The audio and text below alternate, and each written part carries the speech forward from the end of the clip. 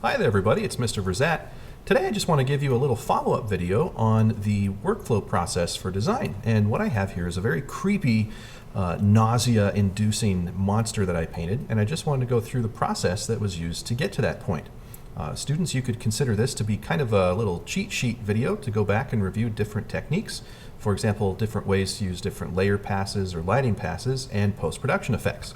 I started with a loose silhouette, and so we could pretend that this is the silhouette of our creature.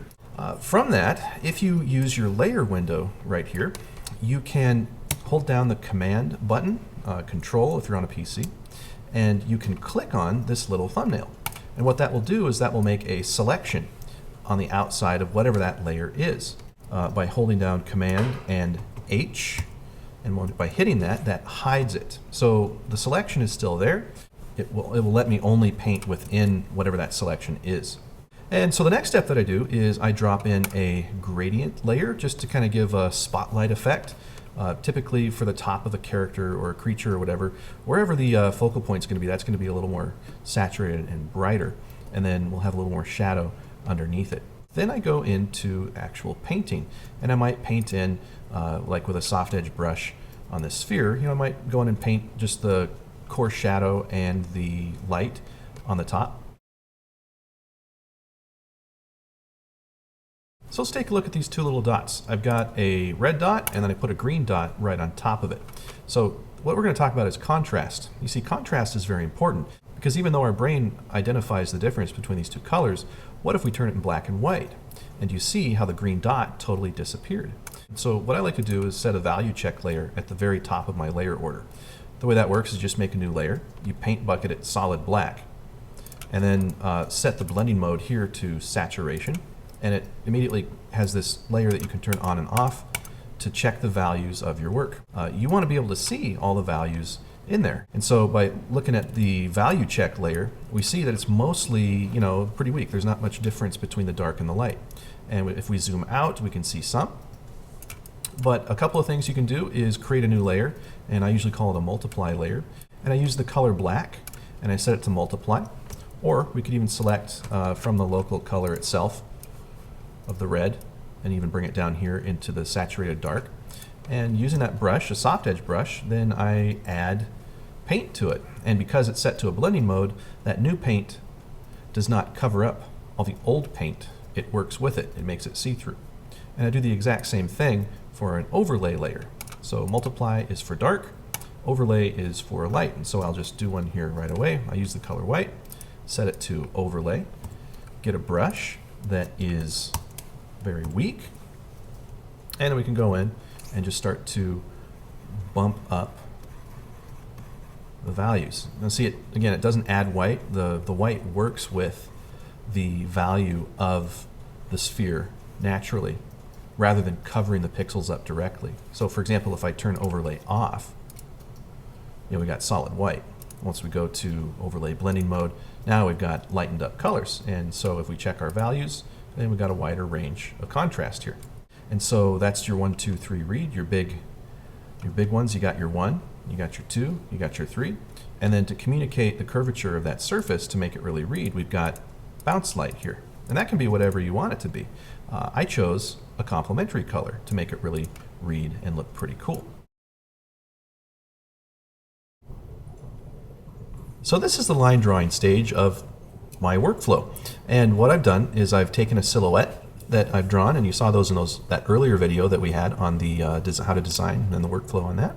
And I'm just extracting what my brain sees in this strange mass. It's kind of like looking at clouds. When you see different animal shapes in clouds, what does your brain try to extract? You just kind of relax and you sit back and you let your drawing skills take over.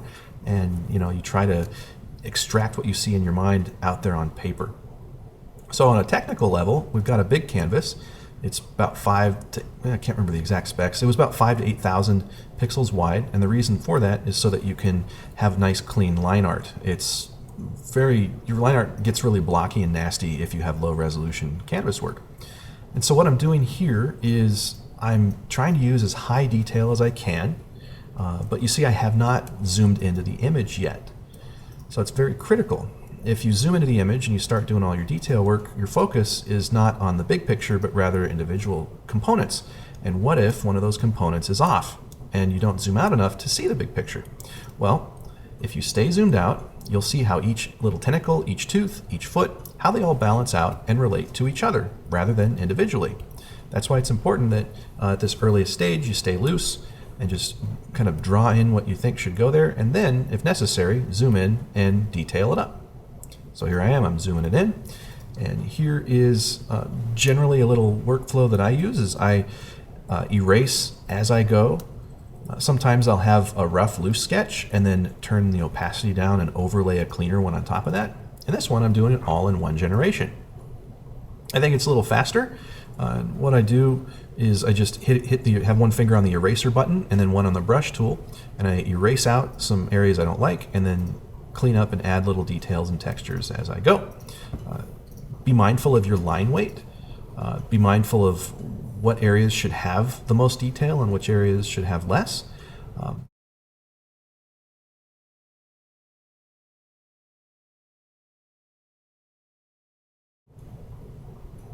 So here's in real time of that erasing effect. You see, I don't stop moving my arm.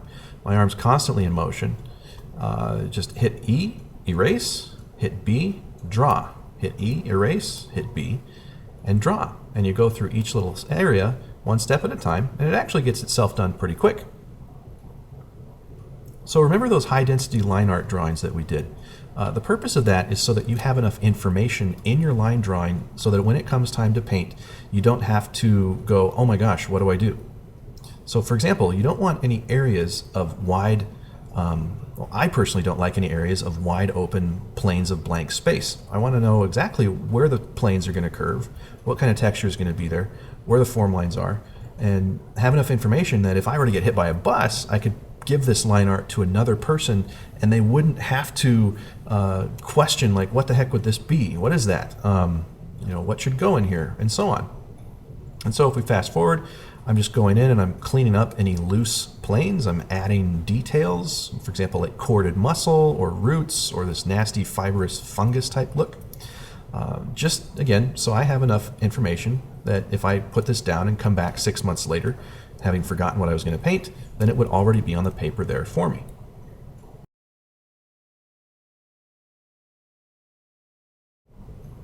So moving on, at this stage, I've already got my silhouette, my gradient, and I've already started blocking in a 1, 2, 3 read on the forms. So I do that again, big picture. Here it is in real time. See, I'm not flying through it, but I'm not going slow either. Every brush stroke is deliberate. Let's speed it up. And so what I'm doing, again, no zooming out, or excuse me, no zooming in, stay zoomed out so you can see the big picture, and try to get as much definition in the entire mass as you can with the 1s, the 2s, and the 3s, those different values, the light, the middle, and the dark values. And then, for example, like on these legs, how there's individual segments, stay zoomed out and then apply 1s and 2s and 3s to each individual segment. So gradually work your way in from a very broad point of view, a broad context, to a very narrow one. Now the goal of this painting is going to be to turn off the line art. Right now, the line art is what's holding the forms together. If I were to turn the line art off, it would just be a bunch of nasty, blobs with some semblance of light and dark to it. We want to get up to a point where we can turn the line art off and all the forms themselves and the values hold the piece together. So I'm trying to get it as detailed as I can at this zoom out before I actually zoom in and start working on all the details up close.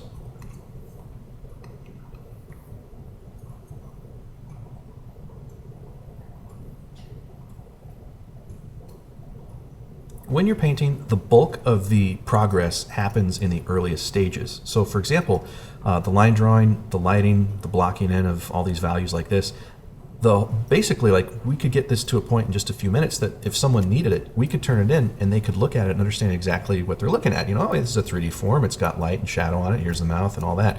All of that takes place, your largest gains take place in probably the first 20% of the time logged on a painting.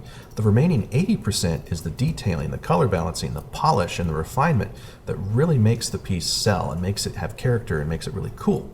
So being patient is a big aspect of this.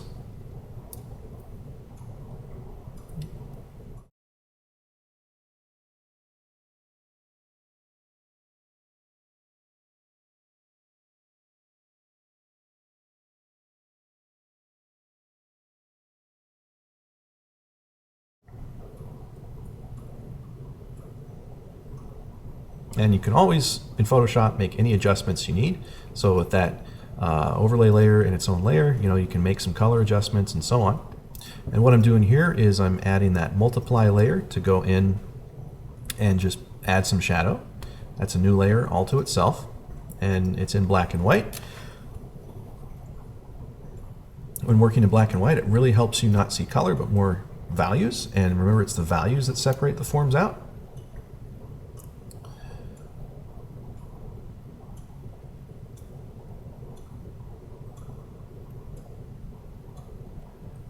All right, on this step I want to spend a little time talking about. What I'm going to do is I'm going to go in and start to detail out the mouth. You see I'm painting over all those values I worked so hard on. What I could have done is maybe do this in another layer and then maybe set it to multiplies or overlay so those values would show through. That's up to you. But what I'm doing is I'm going to do a quick 1, 2, 3 read on the mouth and all the major planes of it. So right now I'm doing the 1s. I already did the 2 with the midtone, and now I'm going to do the 3, which is the dark areas. And stay loose. You don't have to be all perfect with all your values. That comes later when you're cleaning and refining. But I'm doing some on-screen blending where I'm grabbing some colors with the Alt key and painting those in with a weak brush, low opacity brush. And then once that's done with the mouth, then treat the parts of the mouth as their own forms. So for example, these nasty gum areas, they're all cylinders. So I'm painting how light would work on a cylinder for each little segment, doing the 1s, the 2s, and the 3s. All these little hatch lines around the outside of the gums, those are little creases. So after having studied fabric or wrinkles, I'm painting the 1, the 2, and the 3 on the creases and how they work with hard-edged and soft-edge values. Once you get enough values laid down, you can color sample from within all of that to grab the colors that you want. You see me turn the line art off periodically. I'm going to get to the point where I turn it down a little bit. That's so I can check the values to see if they're holding, and then go in and see if there are any details that I've forgotten about. And it's really, really loose. And so what I'm doing is in this little area right here on the top of the head, I'm pushing and I'm pulling. So remember, light areas, they pull. They grab light. They're tall enough to catch it. Dark areas push away from you, and so they're sunken in and they don't catch any light. That's where shadow's at. And so I'm finding these different areas, these different forms and planes, and I'm pulling and I'm pushing. I'm also putting light next to dark and light next to dark to make those things read a little bit better. Some people turn their line weight or the line art off altogether at a stage. I like to do it gradually. It's just personal preference.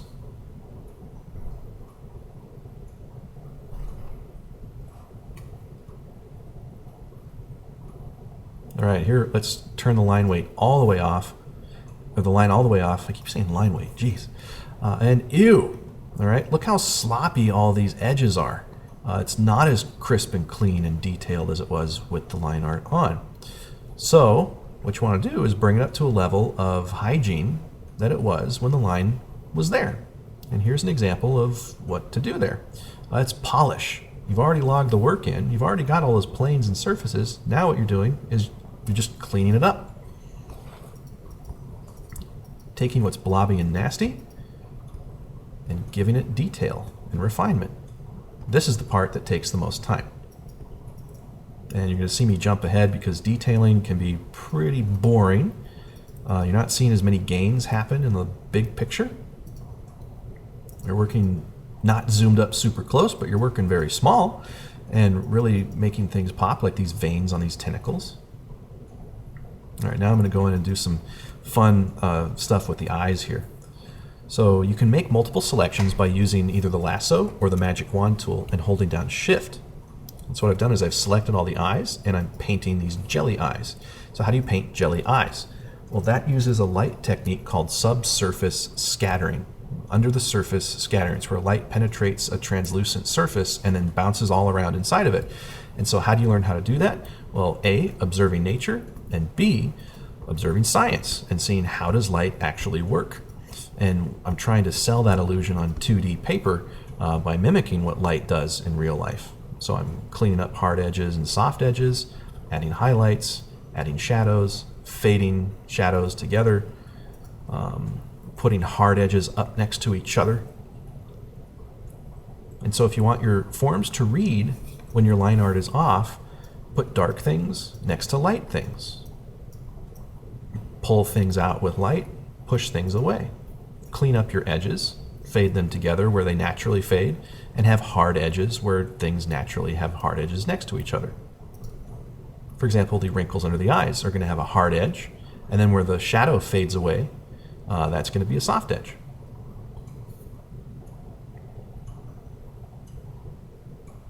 One of the reasons the saliva is popping out so nicely in the image is because there's a darkness behind it. Putting dark next to light makes things really pop. So fast forwarding here, I'm just going back and trying to mimic what's happening on the line art. And this part's going to be cool. See, by putting darks next to lights, like with those little ridges, you can get some really nice contrast, make things pop.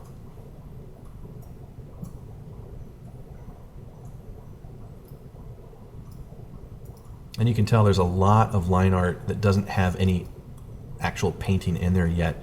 So it's not like I'm tracing over the line art, but rather I'm trying to mimic what the line art is doing through the use of the paint. So like if there are ridges or chords or coils, then I go in and I add maybe the dark and then the light, the 1, 2, and the 3 and the read, and put those on top of those different elements. Also, I like to bounce around within the image. So you won't usually see me render out one part all the way and then move on. You'll see me kind of move around in different areas. That keeps the image fresh so you don't get bored. Gives your mind a break. So if you're working in the dark areas, working in the darkness, bounce over to a light area so that you can think in terms of light. Move around the piece to keep your attention focused.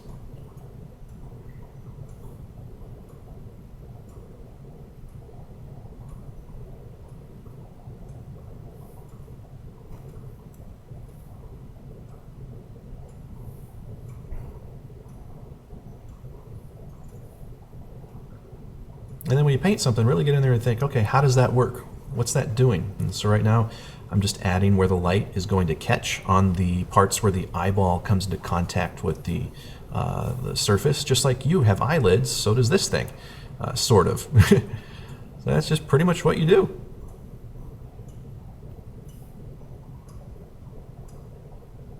Having a good understanding of 3D form, of how the values will change on a surface as that surface curves away from the light or sinks inward or pops up.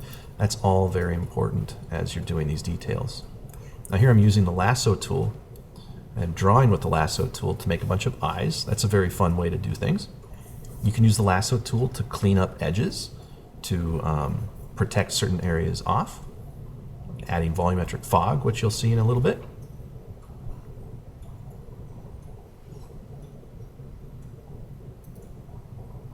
And you see I'm color sampling from the eyes that I've already painted.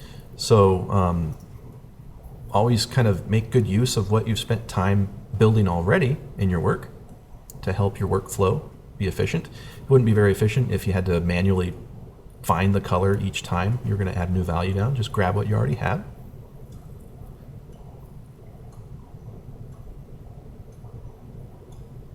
And just sit back and have fun. Enjoy yourself.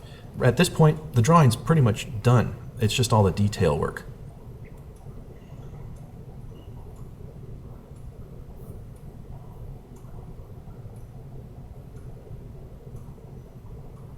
All right, jumping ahead. So I found that it was feeling a little flat. I really didn't like the fact that it was mostly all tan, so I wanted to cool the image off a little bit by adding some splashes of blue in the shadow areas. You have total control over that. That's just its own layer. And I turned the opacity down and up because I felt it was a little hot in some areas, and then I can color sample from those shadows as I move forward.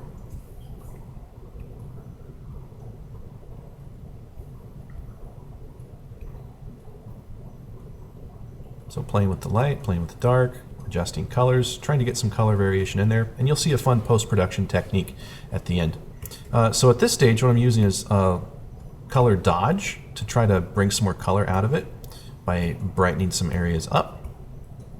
Color dodge is a blending mode that you can find in a layer.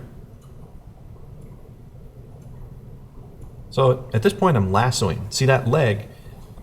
Forms aren't holding so well. So I need, again, put either a dark or a light next to it. And so I tried lassoing out the side of the leg and adding some darkness behind it, and I felt that didn't quite work so well. And so I'll kind of go back and wrestle with this guy. So I figured, why not just add value locally to the leg itself? And so you see me turn the line art on and off to go back and think, oh, how's this anatomy work? And see, it really helps to go back and see where are those ridges and ripples, where are all those solutions that I came up with in the line art. And then I can go in and paint it. So I got the line art switched on so I can, and turned down so that I can go back in and see what I drew so I can know what to paint. And hopefully if I've got good 1, 2, 3s, good detail, good read on these elements, then that will pull the leg out from the rest of the form. I think I'll end up using volumetric fog later on to get that done.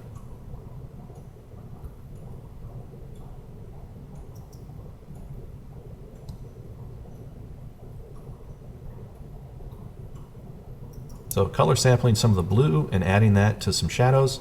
I'm pushing and pulling a lot of the rough, nasty anatomy in this creature, turning the line art on periodically to go back in and see, for example, if I'm thinking these planes feel a little flat, they don't have much texture or life in them, I go back in, turn the line art on, see what that's supposed to be, and then put some details in, turn it off, and work it into the piece. Follow that 1, 2, 3 formula, darks, middles, and lights. And eventually the piece will start to read, start to come together on a big scale first, and then a small scale last.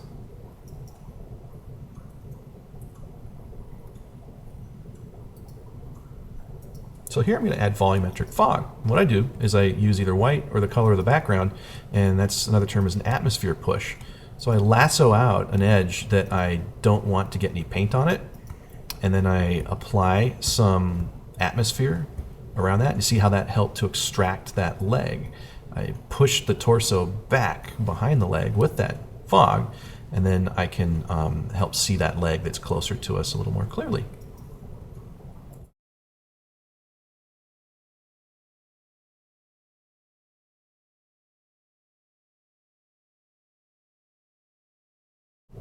After you apply the fog, you can still go in and paint. Just be careful that your contrast in those areas is not as strong as the thing that you were trying to get to stand out. So for example, I'm not going to use as extreme darks and lights for these back areas, these back legs, especially on the abdomen, compared to what I wanted in the leg that's closer. You can add fog as you work. You can add it at the end. I find that it works a little better to add the fog during production so that the piece is a little more cohesive. All the elements gel together a little bit better. If you add fog, work it into your piece, add more, work it in, and so on. So I just need more definition on these legs. I'm not going to give them as much detail as the rest of the form just because they're not as essential. They're not the main focal point of the image. They'll still have detail, but just nowhere near as much as like the head and mouth parts of this nasty looking creature. So what I'm doing is I'm zooming out. Back in the day, we'd call this the 10-foot check, where you're painting and you take a 10-foot stand back just to look at it, take the whole piece in, see if there's any areas that need some more work. So zooming out really helps. Going in, adding highlights, little lights and darks. Remember, your work shouldn't have that many highlights in it, depending on your subject matter. Highlights, there's very little white in a painting. So highlights are usually added last once you have enough value placed down, and that's kind of like the dessert on your plate. It's one of the funnest things to do personally for me. So here I'm pushing and pulling again, trying to define these nasty bone-like ridges, trying to make enough detail in the paint so that I can turn off the line art.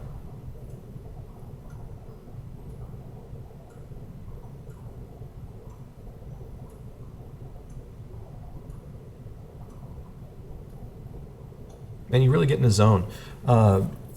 Again, I usually don't stop moving my arm as I work. Personally, it takes me about 15 minutes to ramp up to mental flow mode. For example, a student who may paint and then stop and check their phone, or paint or do something and then paint, they break mental flow and they have to get back into that zone again. So if you were to take a stopwatch and record only the areas where the student's arm were moving and painting, it would actually probably, from what I've seen with kids, takes a lot longer to get the painting done than if you had a good chunk of uninterrupted, undistracted time to just get into flow and then go to town on that. Because in mental flow, you're intensely focused on what you're doing, you're in the zone, you're jacked in, so to speak. It's a very enjoyable process. It's pretty much all that exists on this earth is what you're working on. And then if that's broken, that's usually pretty frustrating. And speed is a factor into that. Don't rush when you paint. Go slow. If you rush, it'll show in your work. But do be mindful of how you work, and what you need to get done at that time, and also how you need to focus, and maybe putting the phone away, maybe be in a quiet area where you won't be distracted. Maybe that's what it takes so that you can have really successful work in your pieces here. So for little details like this, it's just a 1, 2, and a 3. Like those veins, just draw a vein and then light the vein and then do another one, and so on.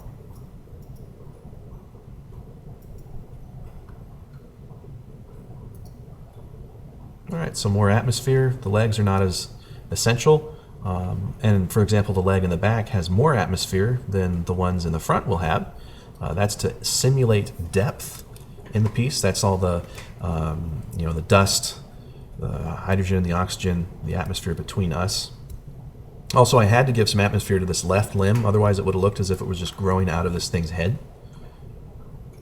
Doing a value check, turn the line work on and off, just to check the definition. And now I'm erasing some of the atmosphere because it's in its own layer. So you can always do that. You can turn the opacity up and down on the atmosphere. You can erase parts out. And now I'm getting into some detail effects. Here, these are biomechanical, kind of techno-organic creatures. So they have, I wanted to have some sort of organic circuitry inlaid. And so what I did is I just chose a color, for example, green, and I didn't want to paint over all the work that I did. So I set the layers blending mode to color dodge, so that any paint that I put in is sort of transparent. It works with the paint that's already there, and it has really cool glow effects.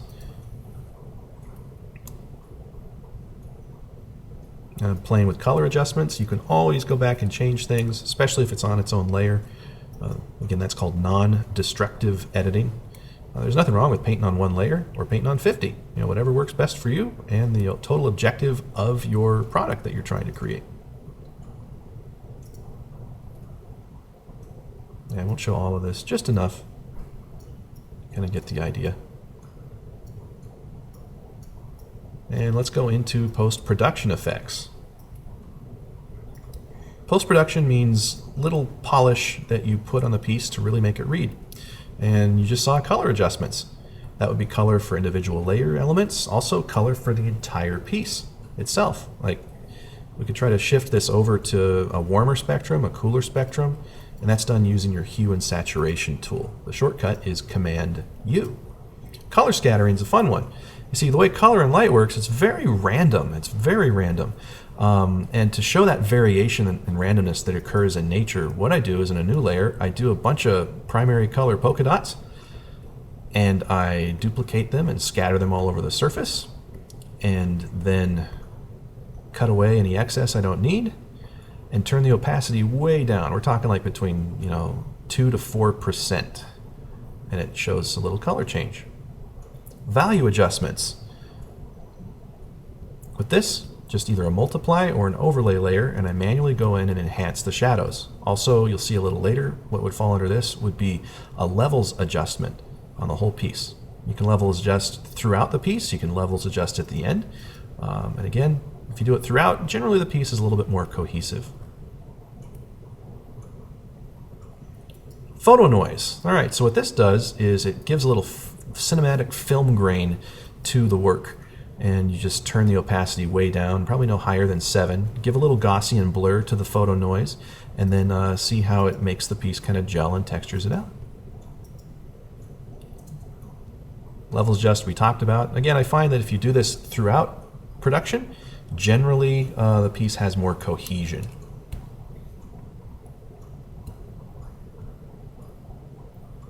And then presentation. In this image, I'm going to add just a drop shadow to ground the figure. Presentation can be anything from, information, interesting little bits of information, verbal notations, non-verbal notations, like little pictures on how things work, texture overlays, and so forth.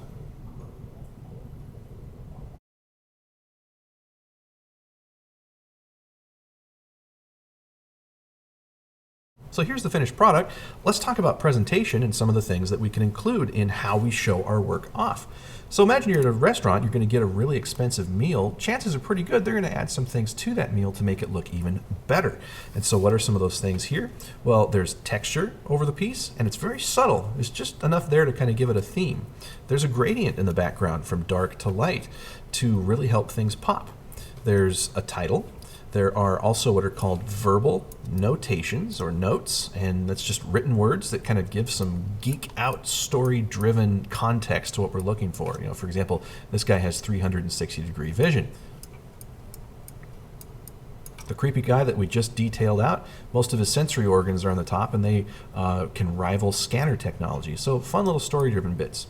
Now also there's what are called non-verbal notes, and that would be fun little doodles or drawings to help give even more context to what we're looking at. So here is a human figure in size comparison to this monster, and I had to detach the legs so we could get some good detail in here. And likewise, a nice side view of this other tank class monster with a human figure to scale. And here's a little photo composite of a bunch of different elements. So a bunch of different fungus, some painting in here over a circuit board. And that's to kind of show the story-based element that the creatures can assimilate circuitry. We've also got something called a vignette. That is when you put something in between two other objects for emphasis or organization. And a vignette would be this lightly colored box here that gives kind of a family grouping to all of these elements to help the viewer know that, hey, this is all one thing. This is encapsulated into one space, and it's not part of the rest of the image. So I hope you guys found this helpful. There are thousands and thousands and thousands of different ways to get to this solution to do these things, and this is just a sample of a couple of them. So I look forward to seeing you in class. Take care. Bye-bye.